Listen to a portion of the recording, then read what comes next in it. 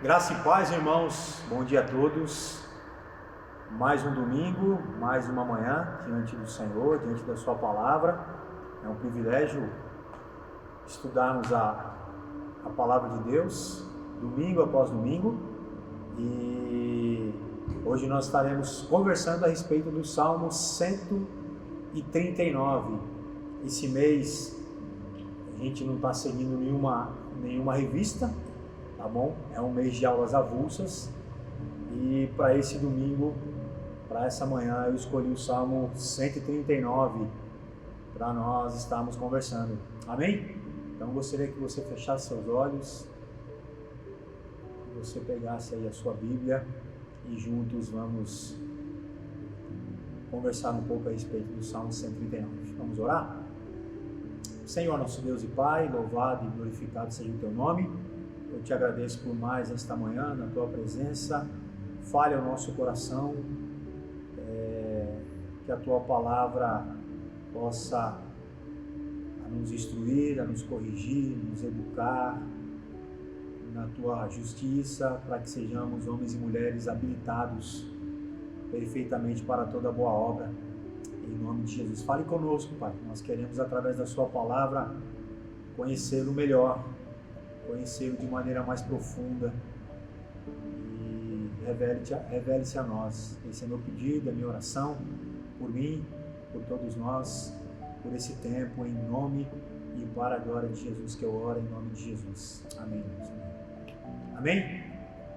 Salmo 139, abra sua Bíblia aí, Salmo 139, um salmo muito conhecido, mas muito rico. A gente vai tirar aqui 3 lições juntos nessa manhã, que sejam lições para a sua vida, para a minha vida, em nome de Jesus.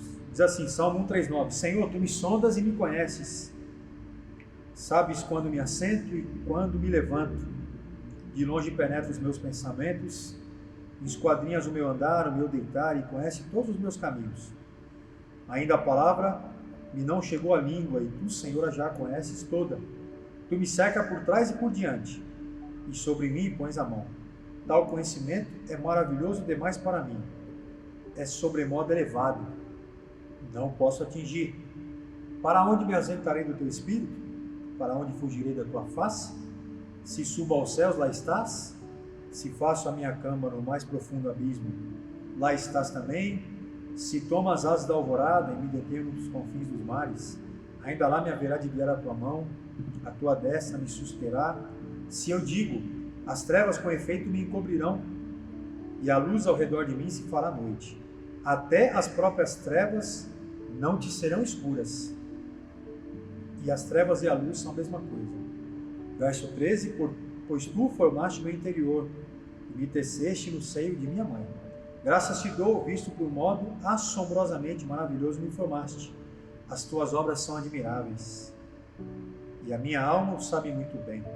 Os meus ossos não te foram encobertos, quando no oculto fui formado e entretecido, como nas profundezas da terra. Os Teus olhos me viram a substância ainda informe, e no Teu livro foram escritos todos os meus dias, cada um deles escrito e determinado, quando nenhum deles havia ainda. Verso 17, que preciosos para mim, ó Deus, são os Teus pensamentos, e como é grande a soma deles. Se os contasse, excedem os grãos de areia. Contaria, sem jamais chegar ao fim. Verso 19, tomara Deus, desses cabos do perverso, apartai-vos de mim, pois de mim, homens de sangue, eles se rebelaram insidiosamente contra ti, e como teus inimigos falam malícia. Verso 21, não aborrece eu, Senhor, os que te aborrecem, e não abomino os que contra ti se levantam? Aborreço-os com ódio consumado, para mim são inimigos de fato. E ele termina com uma oração maravilhosa. Sonda-me, ó Deus, conhece o meu coração, prova-me, conhece os meus pensamentos, vê se há em mim algum caminho mau e guia-me pelo caminho eterno. Amém. Salmo 139 é um dos salmos que eu sou apaixonado. Salmo 51, Salmo 23, Salmo 37, Salmo 42. Mas o Salmo 139, ele é a coroa dos salmos. De todos eles é o salmo para mim, mais impressionante da Bíblia, porque ele apresenta um Deus grandioso, um Deus magnífico, né? Um Deus incompreensível, um Deus que foge da nossa capacidade humana de entendê-lo na sua plenitude, na sua complexidade, na sua grandeza. Eu me lembro daquela história, dois monges conversando, e nessa conversa um virou para o outro e falou: quando você morrer, você volta e me conta o que você viu.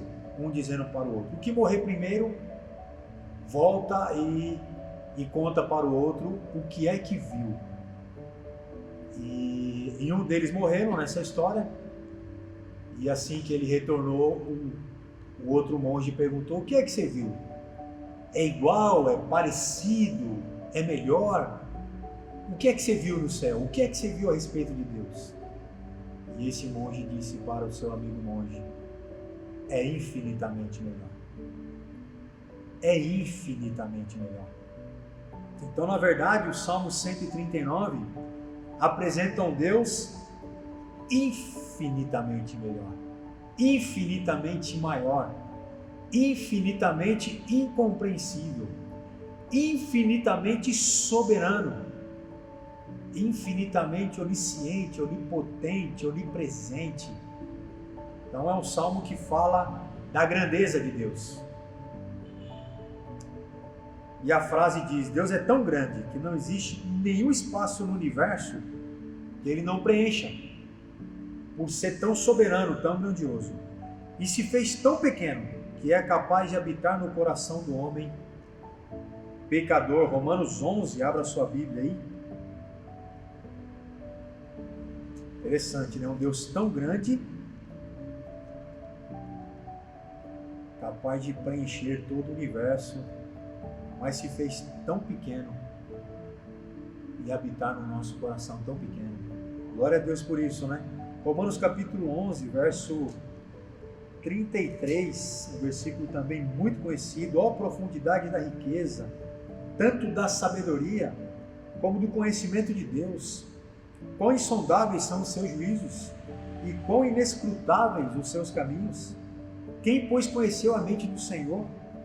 Ou quem foi o seu conselheiro? Ou quem primeiro deu a ele para que lhe venha a ser restituído? Porque dele, verso 36, e por meio dele e para ele são todas as coisas. É algo muito profundo, irmãos. É um conhecimento insondável, inescrutável. É a respeito desse Deus que o salmista Davi, no Salmo 139, nos revela, né? Então a gente vai dividir esse salmo em três partes.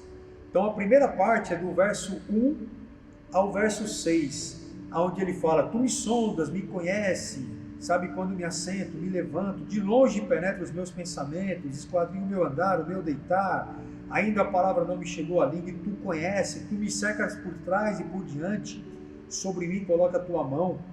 E o 6 diz: tal conhecimento é maravilhoso demais para mim e sobremodo elevado, não o posso atingir. Ou seja, essa primeira parte fala da onisciência de Deus, um Deus que conhece perfeitamente e eternamente todas as coisas, passado, presente e futuro. Senhor, tu me sondas e me conheces. O Senhor sabe de todas as coisas, sabe quando me assento e me levanto. Ou seja, essa primeira parte revela a onisciência de Deus, a onisciência em nos sondar no verso 1, a onisciência em nos conhecer, penetra os nossos pensamentos. De longe ele conhece os nossos pensamentos. A onisciência em saber o que pensamos, a onisciência em penetrar, a onisciência em esquadrinhar. Ou seja, do verso 1 ao verso 6, o Salmo 139 revela essa onisciência de Deus. Um Deus que sonda, um Deus que conhece, um Deus que penetra, um Deus que esquadrinha, um Deus que conhece. O profeta Jeremias, já em Jeremias capítulo 1, Volta um pouquinho aí a sua Bíblia. Não, avança um pouquinho, desculpa, a sua Bíblia. Jeremias, capítulo 1, verso 5. O chamado de Jeremias, Deus vira para ele e diz: a mim me veio, pois, a palavra do Senhor dizendo: antes que eu te formasse no ventre materno, eu te conheci. Deus falando para Jeremias, quando o chama para ser um profeta. Antes que eu te formasse no ventre materno, eu te conheci, e antes que saísses da madre, te consagrei, te constituí profeta às nações. Mais uma vez a palavra de Deus revelando essa onisciência de Deus. Antes de formá-lo, eu te escolhi, separei, te constituí para um conhecimento divino que se estende, como eu falei, muito além dos nossos pensamentos, da nossa capacidade de entender, que se estende aos nossos pensamentos, aos nossos atos e palavras. Pensamentos porque penetra, conhecimento porque esquadrinha, e palavras porque sabe. Isso me traz 3 desafios, com T, começando com T. Temor a Deus. Temor a Deus, voltando aí para o Salmo 109, porque Deus nos conhece. Não há o que esconder, amados do Senhor. Então esse Salmo 139 me ensina que devemos temer a Deus, porque Deus conhece. Transparência, não há o que esconder de Deus. Não há o que esconder. Esquadrinhas o meu andar e o meu deitar, e conhece todos os meus caminhos, não há o que esconder. A nossa relação com Deus deve ser uma relação transparente. E o terceiro T, nessa primeira parte, me ensina que a nossa relação com Deus deve ser uma relação como um todo, ou de todo o coração. Porque Deus nos conhece, porque Deus sabe de todas as coisas, Deus não se relaciona com alguém pela metade. Tem que haver uma relação de entrega, e de entrega diária, de busca diária, de desejo diário, de amor sacrificial, de deleite pela sua presença, não pelos seus favores, de deleite pela sua graça e misericórdia. Então essa primeira parte do Salmo 139 me traz esses 3 desafios. Temor a Deus. Deus sonda e Deus conhece, irmãos. Deus nos conhece segunda, terça, quarta. Deus nos conhece fora da igreja. Deus nos conhece. E pelo temor, diz Provérbios, pelo temor a Deus os homens evitam o mal. Pelo temor a Deus evite o mal. Cuidado com aquilo que sai da sua boca. Ainda a palavra não me chegou à língua, e tu, Senhor, conheces toda. Cuidado com aquilo que passa no seu pensamento. Cuidado com aquilo que se passa na sua mente, com aquilo que você faz durante as suas noites. Esquadrinhas o meu andar e o meu deitar. Cuidado. Tema Deus. Seja transparente com Deus na sua relação com Ele. E se relacione com Deus de maneira total. Porque Deus, Ele não se relaciona com ninguém de maneira parcial ou pela metade. Porque Deus conhece todas as coisas. Tá? Segunda parte do Salmo, do verso 7 ao verso 12. Para onde me ausentarei do teu espírito? Para onde fugirei da tua face? Se suba aos céus, lá estás. Se faça a minha cama no mais profundo abismo, lá estás também. Se tomo as asas da alvorada e me detém nos confins dos mares, ainda lá me haverá de guiar a tua mão, a tua destra me susterá. Verso 11 até o verso 12. Se eu digo, as trevas com efeito me encobrirão, e a luz ao redor de mim se fará noite. E o 12, para finalizar a segunda parte, até as próprias trevas não te serão escuras. As trevas e a luz são a mesma coisa. A segunda parte fala da onipresença de Deus. Deus penetra e ocupa o universo em todas as suas partes. O verso 7 começa com uma pergunta: para onde me ausentarei? Para onde fugirei? Ou seja, o salmista aqui, no caso Davi, essa pergunta que ele faz não é o desejo de escapar da presença de Deus. Para onde Para onde eu posso ir aonde Deus não está? Para onde eu posso me esconder? O questionamento e a pergunta de Davi não era uma desculpa para se esconder de Deus, não era para encontrar um lugar aonde ele poderia se esquivar ou se guardar longe de Deus. Não, pelo contrário, porque ele sabe que isso seria impossível. Mas na verdade aqui, amados, essa grande pergunta de Davi tem a ver muito com a questão do para onde fugirei? O Senhor lá estás. Para onde me ausentareis? Lá estás. Ou seja, Deus é um Deus que guia e protege. Deus é um Deus que está contigo, que está presente em todos os lugares. Ou seja, muito mais do que uma licença para se esconder de Deus, é uma pergunta para que no próprio coração de Davi, no meu e no seu, a gente venha a fazer a mesma afirmação: não há como se esconder. Deus lá está, e ainda bem que Ele lá está, porque eu não quero me esconder dEle, eu não quero fugir da presença dEle. E Deus lá está, amados. Deus não está, eu gosto daquela frase que diz que Deus não está contido no mundo, mas é o mundo que está contido em Deus. Vou repetir, Deus não está, se Deus é muito pequeno para mim e para você, Deus está contido só dentro da igreja, Deus está contido só em alguns lugares, mas é totalmente ao contrário. É o mundo que está contido em Deus. Não há como se ausentar do Espírito de Deus, não há como fugir da sua face. Porque Ele disse: se suba aos céus, lá está. Se faça a minha cama no mais profundo abismo, lá está também. Ou seja, nem a distância, nem a velocidade, nem a escuridão poderá nos ocultar da presença de Deus. Nada, absolutamente nada. E graças a Deus por isso, né, amados?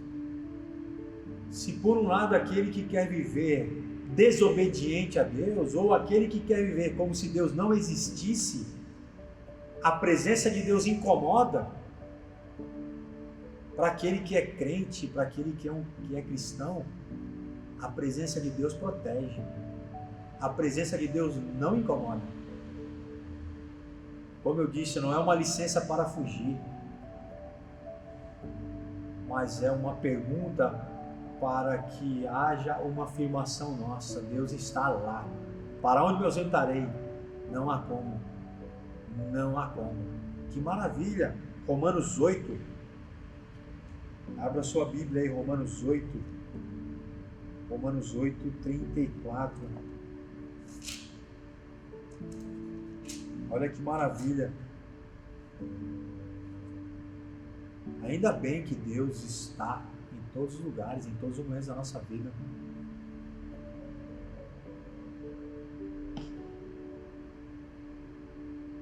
Quem nos condenará? Romanos 8, 34. É Cristo quem morreu antes, quem ressuscitou, o qual está à direita de Deus e também intercede por nós. Diz o 35, quem nos separará do amor de Cristo? Será tribulação, angústia, perseguição, fome, nudez, perigo ou espada? Quem vai te separar?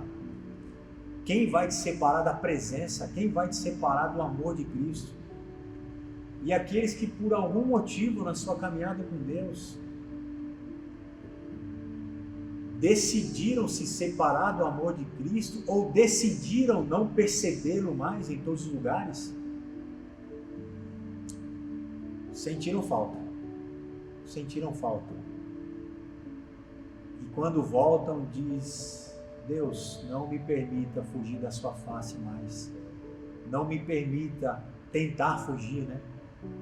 Como diz Davi no Salmo 51, quando confessa o seu pecado a Deus: não me retires o teu Espírito Santo, restitui-me a alegria da tua salvação e guia-me com o Espírito voluntário.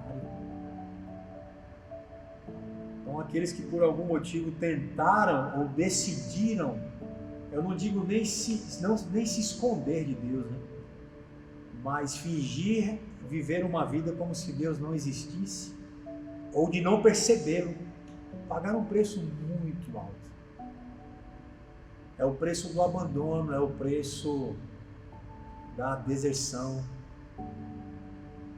é o preço, agora você pode fazer do teu jeito. Isso é muito perigoso, viver a vida desconectada da presença de Deus, da fonte da vida, da fonte de águas vivas. Então não faça isso. Deus é onisciente, se relacione com Ele com muito temor, com muita transparência. Na sua totalidade, Deus é um Deus onipresente. Não há distância, não há velocidade, não há escuridão que nos oculte, que nos encubra da sua presença. E do verso 13 ao 18. Pois tu formaste meu interior, tu me teceste no seio de minha mãe. Graças te dou, visto que por modo assombrosamente maravilhoso me formaste. As tuas obras são admiráveis, a minha alma o sabe muito bem. Os meus ossos não te foram encobertos, quando no oculto fui formado e entretecido, como nas profundezas da terra. E os teus olhos me viram, uma substância ainda informe. E no teu livro foram escritos todos os meus dias, cada um deles escritos e determinados, quando nenhum deles havia ainda. Que preciosos para mim, ó Deus, os teus pensamentos, como é grande a soma deles. E o 18, para finalizar: se os contasse, excedem os grãos de areia. Contaria, sem jamais chegar ao fim. A onipotência de Deus, do verso 13 ao 18. Então, dividi esse salmo em 3 partes. A onisciência de Deus, do verso 1 ao verso 6. A onipresença de Deus, do verso 7 ao verso 12. E a onipotência de Deus, do verso 13 ao verso 18, ou seja, significa que para Deus não há impossíveis. Deus é onipotente, o chamado de Abraão. Lembra quando Deus promete um filho, Gênesis capítulo 17? Abraão de idade, Sara de idade, porventura existe alguma coisa impossível para Deus? Deus vai lá e concede a esse casal um filho, mesmo com a idade avançada. O Criador nos conhece por inteiro. O salmista atribui um maravilhoso desenvolvimento do embrião, da minha e da sua criação, da gestação da sua mãe e da minha mãe, no ventre, ao poder criativo de Deus. Nosso corpo, o poder criativo de Deus sobre o nosso corpo, a nossa mente, sobre as nossas emoções, sobre as nossas vontades. Essa parte do Salmo revela tudo isso, através da minha e da sua vida, da nossa formação, da nossa criação, o poder de Deus. Assim como a natureza, Romanos capítulo 1, diz que os atributos invisíveis de Deus, assim como a sua grandeza, a sua criação, revela quem Deus é, revela a grandeza de Deus. E o Senhor continua exercendo o poder, não apenas na vida de suas criaturas, mas também na ciência, na medicina, dando sabedoria, dando conhecimento, dando inteligência aos homens, na criação, na história, sejam através das coisas ruins ou das coisas boas. Deus age, seja permitindo, ou seja exigindo, que é o seu, como conversamos aqui no domingo, que é a sua vontade soberana. Deus faz e não pergunta para ninguém. Deus exerce o seu poder de maneira soberana. Deus faz e pronto. Deus exerce o seu poder quando Ele permite algo acontecer, como esse momento em que nós estamos vivendo. Deus exerce a sua soberania quando Ele permite. E permite fazer o quê? Ele sabe o que Ele quer fazer na sua vida e na minha vida. O que Ele quer fazer na humanidade. O que Ele quer fazer na história. Mas é fato que os planos dEle, desse Deus onipotente, vai se cumprir. E a palavra de Deus diz isso.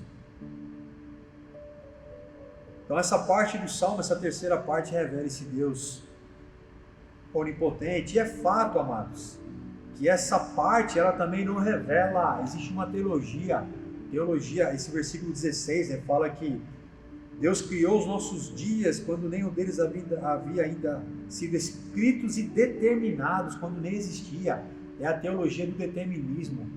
Como se Deus soubesse de tudo e tudo aquilo que acontece na sua vida já foi determinado por Deus até a sua morte. Não, a interpretação do texto não é essa. Algumas coisas que nos acontecem são de conhecimento de Deus, mas de responsabilidade nossa. Senão a gente vai ficar atribuindo a Deus essa teologia determinista, de que tudo que acontece é a vontade de Deus. Nem sempre, nem sempre. Muitas das coisas que acontecem é vontade nossa e consequência de uma humanidade caída, de uma humanidade desobediente, incrédula, de uma humanidade rebelde aos princípios morais de Deus, que nós chamamos de livre-arbítrio. Deus não determina, Deus sabe, tem conhecimento. Deus conhece, mas Deus, Ele determina se Ele quiser. Se Ele quiser, Ele determina. Mas é fato que muitas das coisas que aconteceram nas nossas vidas foram escritas por nós mesmos e não por Deus, porque Deus é onisciente, Deus é onipotente e Deus é onipresente. Então sirvamos a Deus com temor, tremor, com totalidade, com transparência, com a motivação correta. Em nome de Jesus. E ele termina com essa oração maravilhosa, versículo 23. Sonda-me, ó Deus, diante de toda essa soberania de Deus, diante de todas essas qualidades, essas virtudes. Davi termina o salmo assim: sonda-me, ó Deus, e conhece o meu coração, prova-me e conhece os meus pensamentos. Diante de quem o Senhor é, vê se há em mim algum caminho mau e guia-me pelo caminho eterno. Essa foi a oração do salmista Davi. Ao enxergar Deus dessa maneira, e essa é a minha oração, terminando esse tempo nosso aqui de compartilhar a palavra, eu gostaria que fosse a sua também. Se você entendeu que Deus, que esse salmo te apresentou um Deus soberanamente maravilhoso, tremendo, poderoso, só nos resta a semelhança de Davi terminarmos fazendo essa oração. Amém? Então eu gostaria que você fechasse seus olhos e olhando para esse salmo, fizesse a sua oração aí onde você está nesse momento. Em nome de Jesus. Vou te dar aí alguns segundos. Amém? Adore a Deus, contemple o Senhor, a sua onipresença, a sua onipotência, a sua onisciência. Que Deus coloque temor ao nosso coração, coloque desejo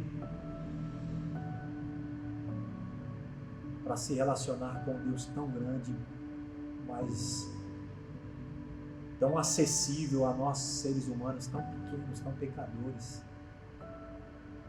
Embora sendo tão grande, tão acessível, a tal ponto de habitar em nossos corações. Obrigado, Deus. Obrigado por tamanha grandeza, por tamanho amor, por tamanha soberania, que tudo isso nos impulsione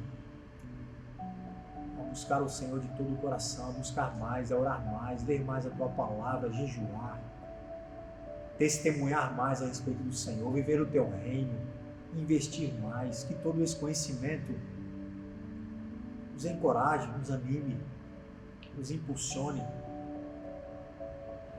a sermos cristãos mais autênticos, mais verdadeiros. O teu Senhor não nos tem dado espírito de covardia, a sua presença em nós, o Deus soberano em nós, o Espírito Santo de Deus que habita em nós, não nos dá espírito de covardia, mas poder, amor e moderação. Estamos vivendo dias difíceis, complicados, ó Pai. Em alguns momentos até inexplicáveis. Mas qual é a resposta que daremos a essa sociedade? Qual é o Deus que nós conhecemos? Com quem nos relacionamos? Para vivermos e passarmos por tudo isso? Qual é a resposta? O que o mundo enxerga em nós, principalmente nesse momento? Qual é o Deus que nós temos que apresentar a esse mundo, a essa cidade, a este bairro? O Deus vivo e verdadeiro, o Deus do Salmo 139, encarnado, vivido em nós e através de nós, em nome de Jesus. E eu termino como Davi terminou: sonda-nos, ó Deus, e conhece os nossos corações, prova-nos e conhece os nossos pensamentos. Vê se há em nós, igreja, comunidade, algum caminho mau, e guia-nos pelo caminho eterno, desde agora e para todo sempre, em nome de Jesus. Amém. Amém, irmãos. Deus abençoe e que você tenha um domingo abençoado, e à noite estaremos mais uma vez juntos, buscando, louvando, exaltando e conhecendo um pouco mais desse Deus maravilhosamente, poderosamente soberano, em nome de Jesus. Amém? Deus abençoe a todos.